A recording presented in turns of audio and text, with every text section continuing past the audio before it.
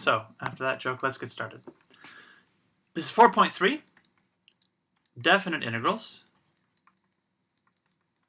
Definite integrals.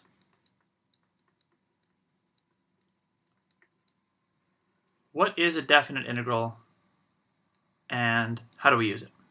Definite integrals. Just a definition, a definite integral,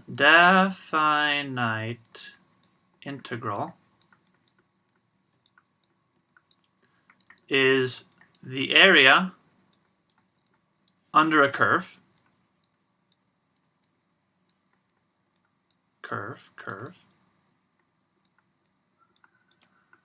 from some point A to some point B, under curve, on a defined interval A to B. That's why we call it a definite integral. A definite integral is the area under curve on a defined interval. It has a starting point and an ending point, right? So we say the area equals the integral, that's the integral sign, right? Symbol for integral, the little curvy s, from A to B of f of x dx. Here's our friend dx, our good dx friend, right? Good friend dx here. Telling you about the variable we're using, dx, because this is f of x. If it was f of t, there'd be dt here, right? Just like we had dy dx, this is the same dx we used in the dy dx derivative equation, same dx. And the dx just stands for the dx here. Let me do this in blue. This dx, it means we're doing the integral on x. We're doing the integral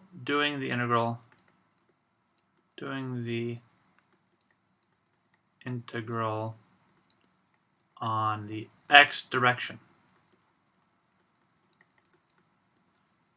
Dx is sort of like delta x. It's like the change, it's like the distance you go in the x direction.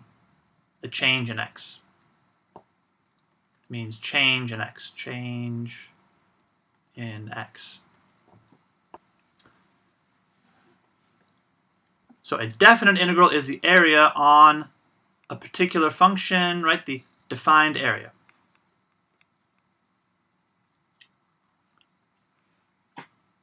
And the dx here stands for delta x. Basically, it means the change in x. Right? We're doing the integral in the x direction. We're taking our basically the rectangles, right? The dx is the base of the rectangles. It's the area of the curve.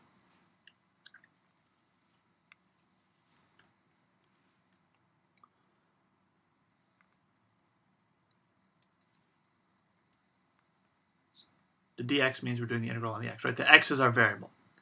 It's just what we have. Direction. Hold on, everybody.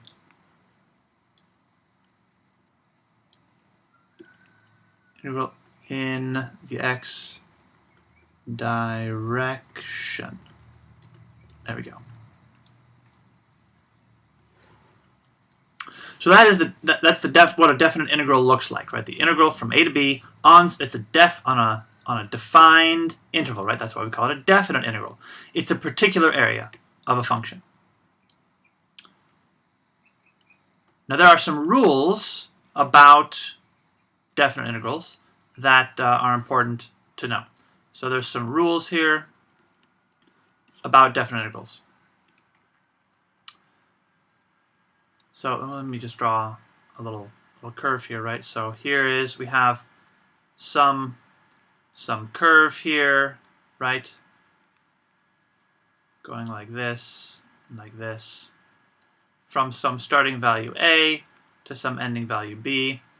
We have these areas here, right? Positive area, negative area down here, positive area up here. Some integral from a to b, the area under this curve, right? So if this area was, for example, like if we knew the areas here, let's say the area in this section here, the area in this section was equal to like 5. The area here total is 5, right? And the area in this section, let's say, was 2, the total area here. And the total in this area here, let's say this area, call this, I don't know, 8. 8, 5, and 2, we know that the values of the areas here. You can calculate the integral, right? The integral of this one, the integral from a to b here of, if this is f of x dx, what you would do is just add up the areas, right? Add up the areas. We have a 5 here, so we'd add the 5. Let me do that in blue. We have the 5. We'd subtract 2, right? We have the 5, positive 5. This 2 is below the x-axis, so that means it's a negative 2. Really, I guess you could say it's plus negative 2, or minus 2, either way. And then plus the 8. So you're just adding up the areas. If you have an integral from a to b, you add up the areas of the sections under the curve, right? So if I told you this area was 5, this area is 5, you'd have a 5 here. This area was 2, it's below, so it's negative 2. 5 plus negative 2 plus 8. So your total area here would be, what is this? 5, 4, 3, 8 plus 3 is 11. So that would be your answer for this problem, right? That's how you would do these kind of questions. You add up these areas, you have the solution here. And again, this is if you're told what the area is. We're going to calculate the areas. I mean, we have some ways we calculate the areas already, right? We have, if it's a half a circle or if it's like a triangle, we can use the area formulas to get the exact area. But we're not going to be doing Riemann sums. We're not going to estimate. With a definite integral, you need to have the exact area. I should say here exact. I should say this is the exact area. The exact area. Why did I capitalize the A? Exact. The exact area under a curve. Using this integral symbol means you are calculating the exact area. You're not estimating with the Riemann sums. You're doing the exact area. And so if we have a geometric shape, we can find the exact area. But if it's some little curve, some weird squiggly curve, we can either be told it or we'll learn to calculate it at another time. But for now, let's just say we know these areas. Let's say we're told these areas are these values here. So we would do the integral by adding them all up. Positive 5 minus 2 plus 8, right? However, there are some rules. Let's talk about these rules. Let's talk about rules of integration. So one is the constant rule. Constant rule. Constant rule. Constant rule. And that's what if we integrate from a to b a constant k. K is just some number, right? What would the integral from this a to b of this number be equal to? Well, if you look at it visually, if we imagine here's a graph. Here is k, some number. And if I have a graph of k, it's just a straight line, right? So if I want to integrate k from a to b, here's a, here's b, what is the area of this going to be equal to? It's just a rectangle, right? Just a rectangle. So the area is a rectangle. Well, rectangle is base times height. That equals base times height. Well, the base and the height I can find with the information I have, right? The height here is, well, clearly whatever k is. The height here is going to be k. This line here, this height of this rectangle is k. right? Because it's from whatever the x-axis is up to k, or if it's negative, it'll be negative k, whatever k is. Constant. Oopsies, black. Yeah, very strange S. Apologies about that. Constant, yes, constant. So the height is k. What is the base here? Well, I have a to b. I want to find the distance from a to b. Distance from a to b. Well, to find distance, mathematically, it's b minus a. We subtract. So the constant rule is, well, the derivative of this k is simply k times the distance b minus a, because that makes it a rectangle. So that's our constant rule. It's kind of figuring out the value of an integral because it's a rectangle. We just use the basically we're making a single rectangle because it's a constant line, no problems there. So if you ever integrate a constant, you would use this equation. So let me give you an example. What if I do the integral of 3 from, I don't know, -2 to 4 dx? This is an example of a definite integral. I am definitely finding an integral. Definitely finding an integral. Starting at -2, going to 4, at a height of 3. What is the value of the area under this 3, this straight 3 line, right? So I'm going to use my equation here. Well, it's just the constant 3 times the distance between my integration from -2, the distance between -2 to 4. I mean, clearly that's a distance of, let's see, 4, -2, that should be a distance of 6, right?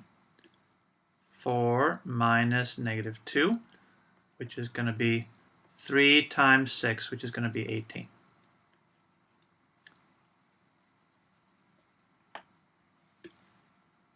So we found exactly the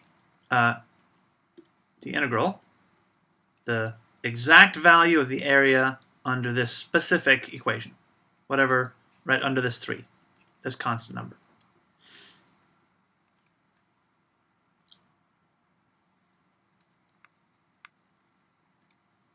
Using definite integrals.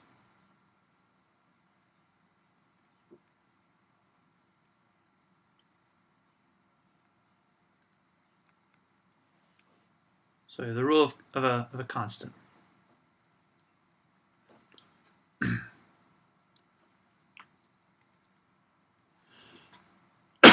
Excuse me. What else can we do? Other rules. Other rules. We have the coefficient rule. Coefficient rule. If you do an integral from a to b of some coefficient times a function,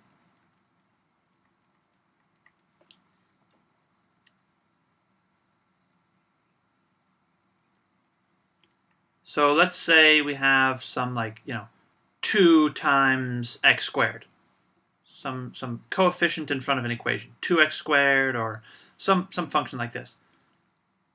Just like the derivative, right? When we did a derivative, the constant kind of stayed. Just like our derivative, our constant just kind of popped out. Same thing happens here. You're just going to take that constant out and then do the integral of just the function part. We only really care of the derivative of the function part.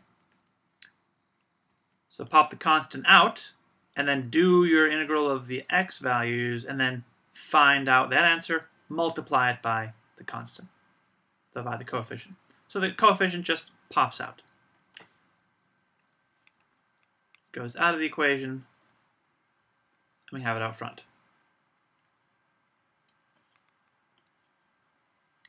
I'll give you an example of what this means.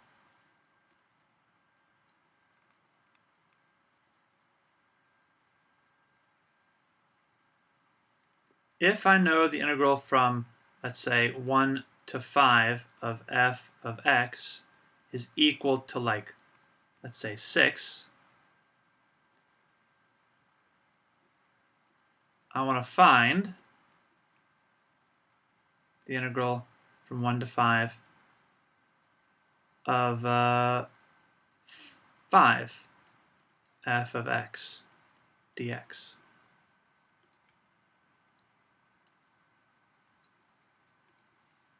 So if I'm given a certain information, right, if you know, for example, this is like telling me that the area under the curve from 1 to 5 is equal to 6. This is telling me what the integral is of this function, this mystery function. Whatever the function looks like, I know the integral from 1 to 5 is equal to 6. Could be a triangle, it could be a curve, could be a weird half a circle, it could be who knows. I don't know what this function looks like, it doesn't matter, because I know the value of the integral. From 1 to 5, the answer is 6, right? So if you want to visualize this from 1 to 5, f of x, whatever f of x looks like, some squiggly curve, right?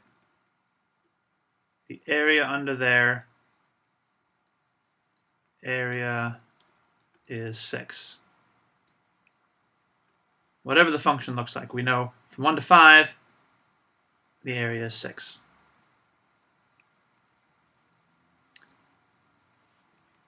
I'm going to find the integral from 1 to 5 of 5 times f of x. Well, the rule is I just take the 5 out of the problem and then do the integral from 1 to 5 of f of x. And I know that this is 6. So it's going to be 5 times 6, which is going to be 30.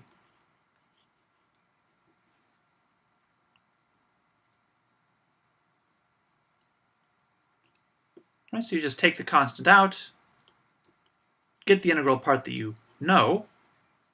I know that's a 6. Plug it in, multiply, and get your answer. That's a times there, times. So a couple of rules of integration, right? We have this integral here. We're using this integral, calculating this integral just like we calculate some derivatives, right? We have some rules here using our function notation, our integral notation. Manipulating this squiggly line just like we manipulate any kind of algebraic tool, right? We can distribute basically, we can like factor out, same kind of thing, certain rules you have with integration. Integral of a constant, integral of coefficient. Another rule we have is if you add or subtract.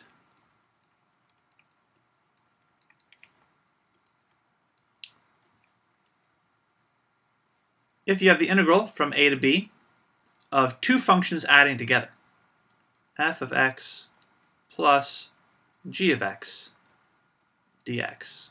Let's put this in a little bracket. Adding or subtracting.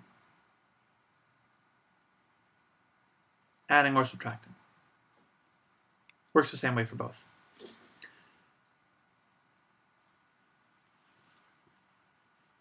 The integral from a to b of f of x plus or minus g of x, well, just like we did with distribution, right? When with derivatives, when we had a derivative, if we did the derivative of the sum, you just do the derivative of the first one and the derivative of the second one kind of separately. You did each one independently. And we have the same rule for integration. It's the integral from a to b of f of x dx, and then plus or minus whatever the answer was, from a to b of g of x dx. You kind of distribute the integration sign.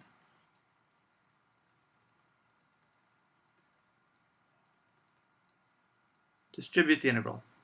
Distribute the integral. And the dx, really. Both dx also gets distributed.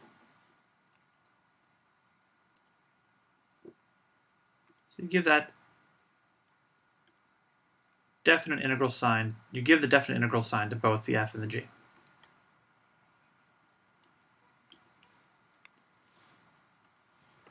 For example, if I know the integral from, let's say, 0 to 4 of f of x equals 7, and the integral from 0 to 4 of g of x equals -2, find the integral from 0 to 4 of f of x plus g of x dx.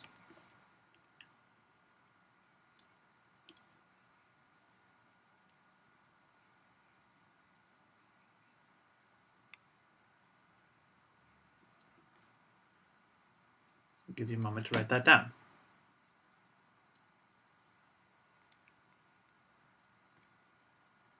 We have two integrals that we know. We're given some information, right? Like this, again, this is the area of some function. It's a 7. This is, oops, that's bad 0. This is the integral of another function, and it's -2. What happens if I add them together? What's this answer going to be, everybody? In the chat, what do you think?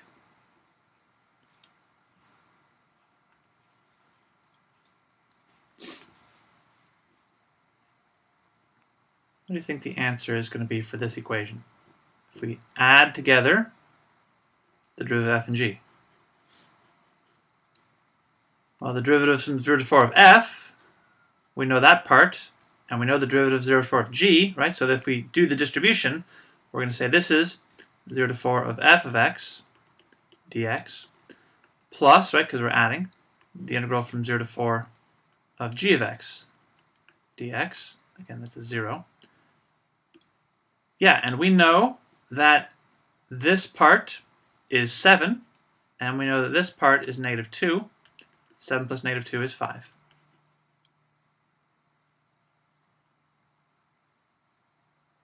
It's that easy. You're adding up your integration together, right? You're seeing this integral here is 7. I know what this f integral is. I know what the integral of the g part is. Well, I'm going to do them independently and then add them together.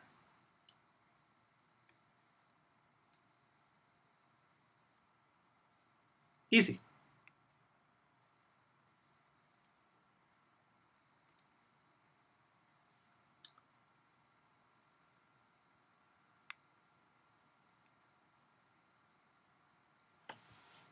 Questions about this?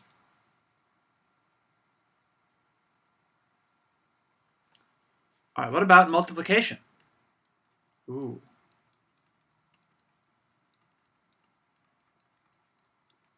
The integral from a to b. What if I did f of x times g of x dx?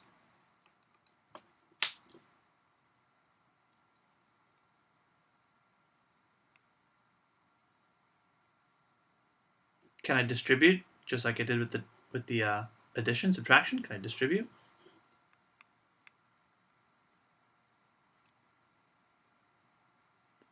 Multiplication.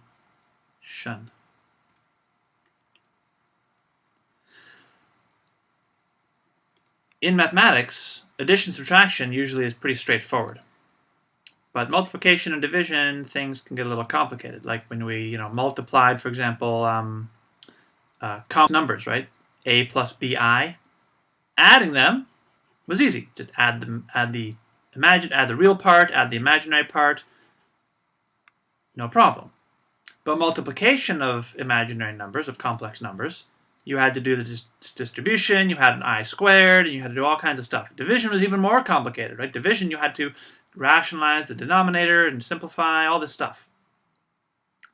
So addition, subtraction is easy. Multiplication is a little tricky. And in fact, there is no rule. It gets complicated. Complicated. We will get to this when we start to actually solve integrals directly, algebraically. We will get to how to do this later on. But for now, there is no multiplication rule for integration. When you see a multiplication, there's no simple answer. Complicated.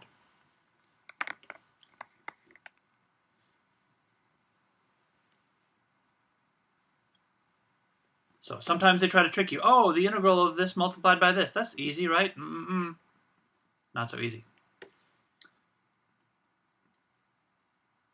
Two more rules for you. We can also change numbers. What about the changing the bounds of integration? What do I call this? Bounds of integration. The bounds of integration. Integration. The bounds are the A to B, the A and the B.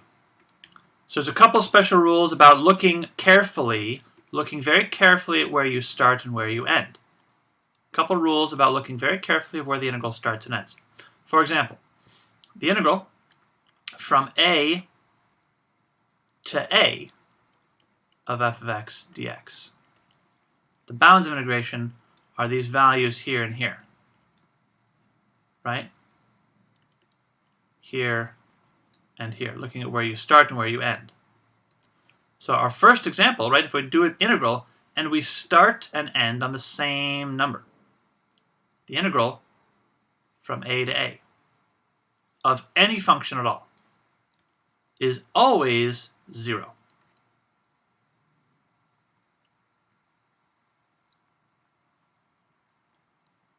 If you do an integral from one place to the same place, if you go nowhere, you're going nowhere. Well, if you've gone nowhere, you have done nothing. You have no area, you are just there. So the integral from the same place to the same place is always 0.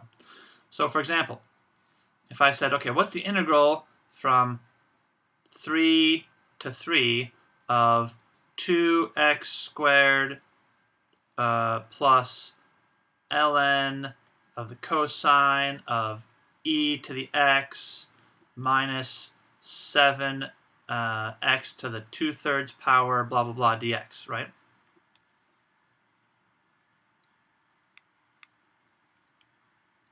Crazy complicated equation, right? A million years to do an integral, but you look at the bounds, same thing, right? 3 to 3. So the answer is 0.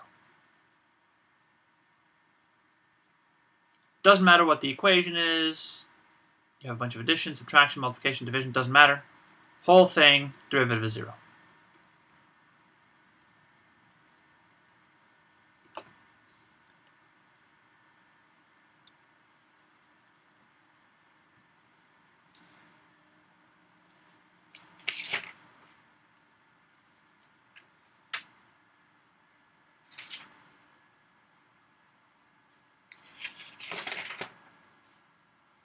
Okay.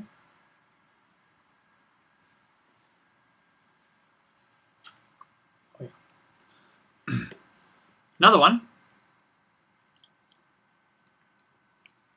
Let me do, oh, this is one of them. Another rule here. What if you have the integral from, instead of 8, this is, I just put this dash here because it's indicated it's not like it's not the letter O. It's just 0. It's 0. It's not that it doesn't exist. If it didn't exist, it would be DNE, right? It just means 0. Slash is just a 0. I don't know, whatever you want to write for 0.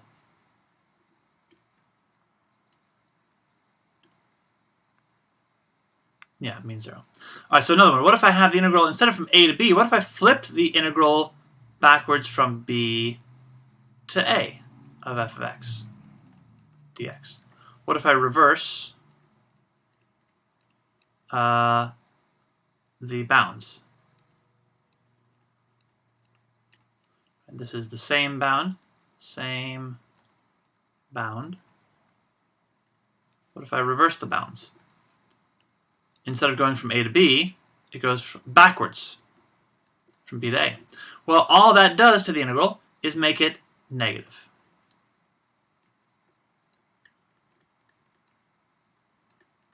All that going backwards does is make your integral negative. If you flip the integral, flip the order, order backwards, your answer is negative. Your answer is negative.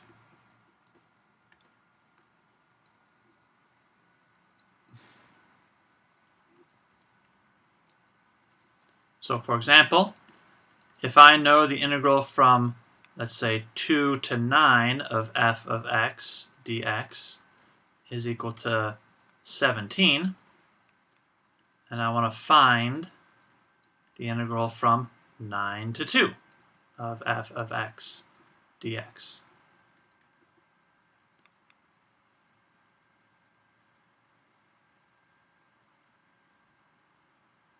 You're going to get so good at this little integral symbol, everybody, it's going to be amazing. Integral from 9 to 2 of f of x dx. Well, from 2 to 9 was 17. 9 to 2 going backwards, that's just negative 17. Easy.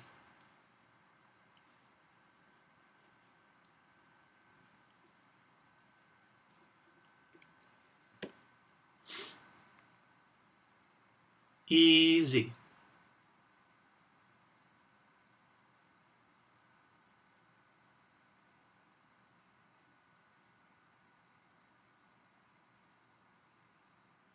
So reversing the bounds, you just change the sign. If I told you that integral from 9 to 2 is negative 17, you would know that 2 to 9 is positive 17 also. So it changes sign, it flips the sign. I shouldn't say negative here. Your answer changes sign. We should really say your answer changes sign. Because if it was positive, sine, not psi, sine. If it was positive, it becomes negative. If it was negative, it becomes a positive. So it flips the sign. We just basically multiply by a -1, but, you know, let's be precise. Your answer changes sign. So b to a is the inverse, or the switching signs from a to b. Last one. Combining bounds. Combining bounds. So if I have an integral, if I kind of split it in two. So let's say I have one integral from a to c of x dx, and I add that to the integral from c to b of f of x dx. What's going to happen is, if I add these two, right, the last one ended where the next one begins. Right? My previous integral ended, and then the next one picked it up and continued on and ended at b. Right? It's from a to c, and then from c to b. So I'm going from a to c and then jumping back from c to b. I have two separate ones. If I add these together, I know that it will become the integral from a to b of f of x. Because I'm basically joining the two chunks of area together, and where the last one ended, the next one begins. So, you know, I have two separate areas I combine into one big integral, as long as the ends match. So I can combine some boundaries together.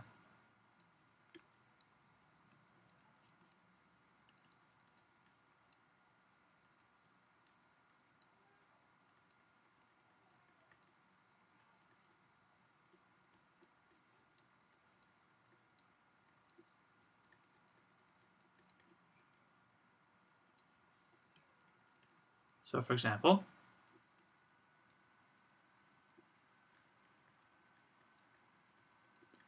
what's this one?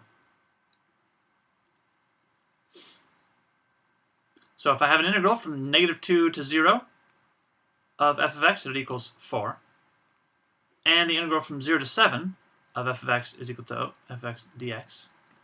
F of x dx. Gotta write my dx here, everybody. Hold on. F of x dx equals 4. F of x dx equals -9. So here I have an integral from -2 to 0. Here I have from 0 to 7. what is the integral from -2 to 7? The whole thing. If I go from all the way from -2 all the way through back to the 7 up here, what's going to be my answer here? Oops. In the chat, what do you think our answer is? We go from -2 to 0, that's 4. 0 to 7, that's -9. What if I went the whole way? Yeah, right, it's going to be 4 plus -9 is going to be -5. Right, I have, visually, if you want to look at this visually, let's take a look at this visually, right? So I know that I have an integral from I go to -2. Hold on. Let me write this better. Let me draw this better. Here. From -2 to 0. So some squiggly line from -2 to 0. The area here is 4. And then I have the integral from 0 to 7. 0 to 7 does some weird thing, and it ends up being, the area here ends up being, the whole area here is -9, equals -9. All right, so I have the 4, right? I have like a split here. My first section, right? My first section is 4. My second section is -9. Putting it all together, you get the whole area. The whole area equals -5.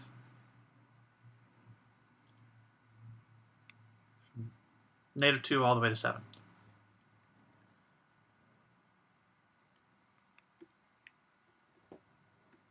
Oops. So this last rule, they like to do some pretty tricky things with.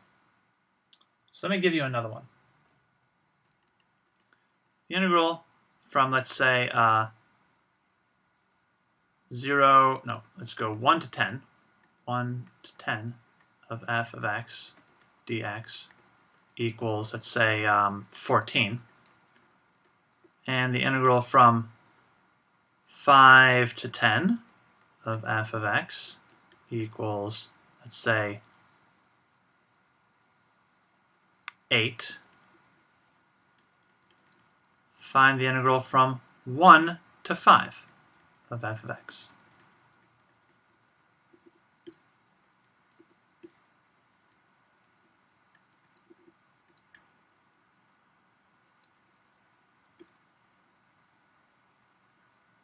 So here's a little tricky one. Well, I know the integral from 1 to 10 is 14. The integral from 5 to 10 is 8. So what's the integral from 1 to 5? This is kind of like, what you're finding here is the missing part, right? You know that 5 to 10 is 8. Well, you know the whole thing is 14. So if this section is 8, what's this other section have to be to make it equal 14? It's like a missing part, right? It's like a missing piece. The whole thing is 14. This part's 8. What's missing? Well, 14 minus 8 gives us this. So you could rearrange, what I'm saying is you can rearrange this equation. You could subtract one part from another and get the missing piece, right? So I know the integral from 1 to 10, I'm going to shorthand this, equals the integral from 1 to 5 plus the integral from 5 to 10, right? So if I minus the integral from 5 to 10 on both sides, minus the integral from 5 to 10 on both sides, you can see that the integral from 1 to 10 minus the integral from 5 to 10 is going to equal the integral from 1 to 5, right? I mean, clearly that's, right? So that's all straightforward, pretty rules of algebra. So again, this is going to be 14 minus 8 is going to give us, 14 minus 8 is going to give us what? 6? There's your answer.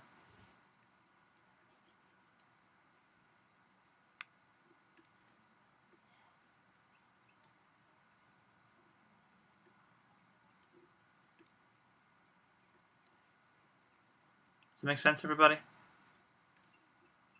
Right, you're finding these missing pieces. So they like to do little tricks like this all the time using integration. Using these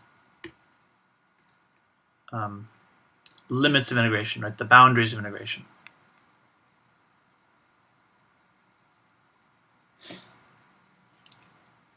Let's see.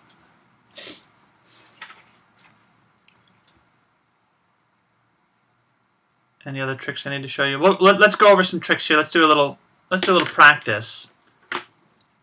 But that's it for the notes, I believe. Let's do a little practice here.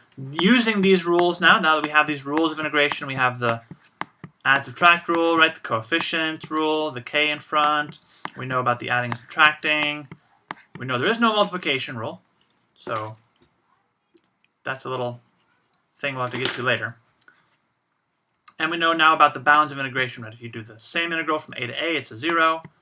If you reverse it, it's negative. And if you have this chunking it out, right? You combine these bounds together, you chunk it out, you can add the chunks together or subtract them and find the missing pieces, right? So let's try a few little practice questions and see how we can do.